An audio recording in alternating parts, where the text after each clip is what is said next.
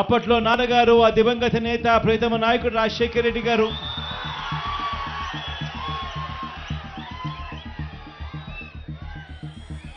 ఈ ప్రాజెక్టుకు సంబంధించి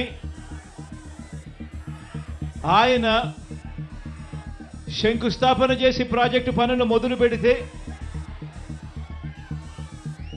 ఈరోజు ఆయన కొడుకే పూర్తి చేయడం, ఆయన కొడుకే జాతికంకితం చేయడం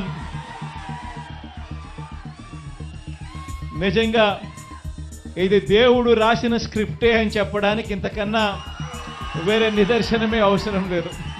వెలిగొండ ప్రాజెక్ట్ ప్రారంభోత్సవ సభలో మాట్లాడుతూ వైఎస్ఆర్ ప్రారంభించిన ప్రాజెక్టును ఆయన కొడుకుగా పూర్తి చేయడం దైవ నిర్ణయం అని జగన్ అన్న మాటలు వింటే రాజశేఖర్ రెడ్డి వారసత్వం కోసం షర్మిల చేస్తున్న యుద్ధంలో తనదే పై చేయి అని ముఖ్యమంత్రి జగన్ చెబుతున్నట్టు కనిపిస్తోంది. వైఎస్ఆర్ కాలం చేసి దశాబ్దం గడుస్తున్నా ఆంధ్రాలో ఇప్పటికీ ఆయన పేరు చుట్టూ, వారసత్వం చుట్టూ రాజకీయాలు జరగడం గమనార్హం.